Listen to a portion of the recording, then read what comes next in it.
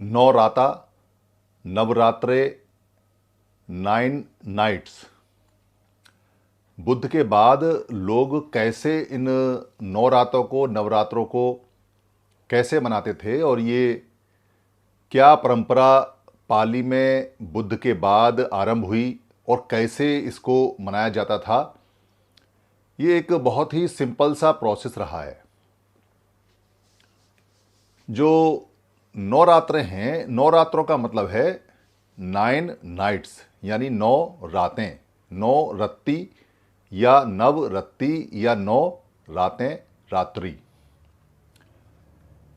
9 रातें, 9 रात्रि जो विशेषकर अमावस के बाद आती हैं, यानी कि अमावस के बाद पहला दिन, फिर दूसरा दिन, द्वितीया, तृतीया, चतुर्थी, क्योंकि ये चलती हैं पूर्णमासी तक।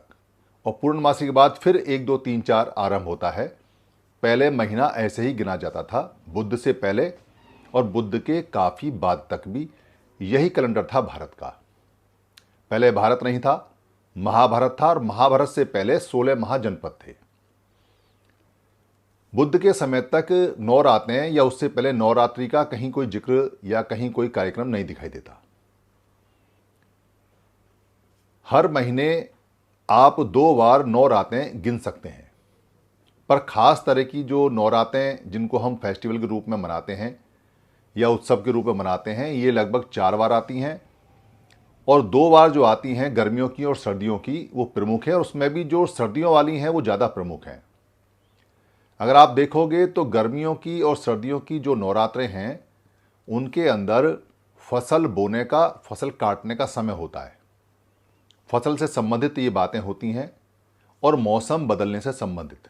मौसम भी बदलता है, जलवायु बदलती है, तापमान बदलता है और पानी बंद हो जाता है, गर्मी पड़नी शुरू हो जाती है, ठंड पड़नी शुरू हो जाती है, यानी मौसम में बदलाव होता है, रात दिन में फ़र्क होता है और फसलों का बोना या काटना आरंभ होता है। तो ये जो सर्दियों की नवरातें हैं, सर्दियों की नवरातें आरंभ होती हैं वर्षावास से।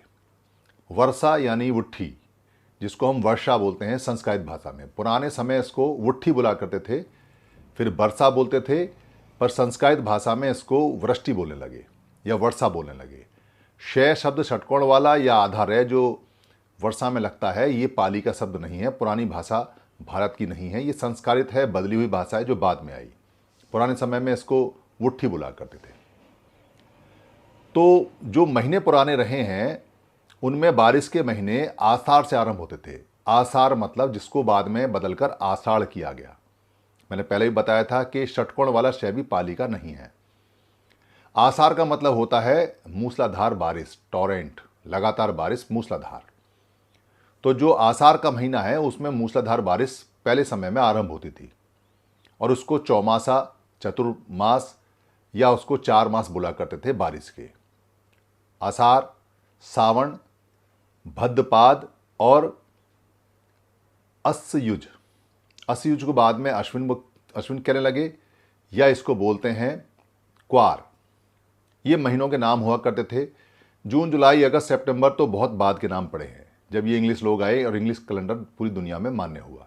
पर पाली के ये नाम ओरिजिनल हैं, जिसमें आषाढ़ का मतलब मूसलाधार बारिश है, और जो भद्रपाद है, भद्रपाद का मतलब है भद्र लोगों का, अच्छे लोगों का पदापरण, यानी पद पढ़ना।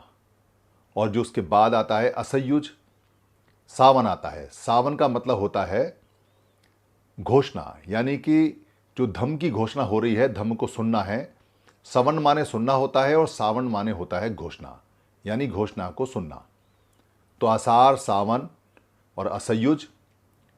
असयुज का मतलब होता है जो श्राव होते हैं, यानी कि जो गंदगी होती है मन की, उसके योगों को हटाना। ए साव युज, यानी उस जितना भी जमा हुआ है गंदगी मन के अंदर, राग द्वेष की, उसको हटाना। तो आषाढ़ के अंदर जब बारिश पड़ती है तो बुद्ध के बाद एक परंपरा बनी कि जो लोग लोगों को प्राकृतिक नियम और धर्म सिखाया करते थे, वो लोग बारिश में कहीं आ जा नहीं सकते थे। इसलिए चतुर्मास, 4 महीने का वो विश्राम करते थे और अपने आप को शुद्ध करते थे, एक जगह रुकते थे और वहीं के लोगों को वो सिखाया करते थे।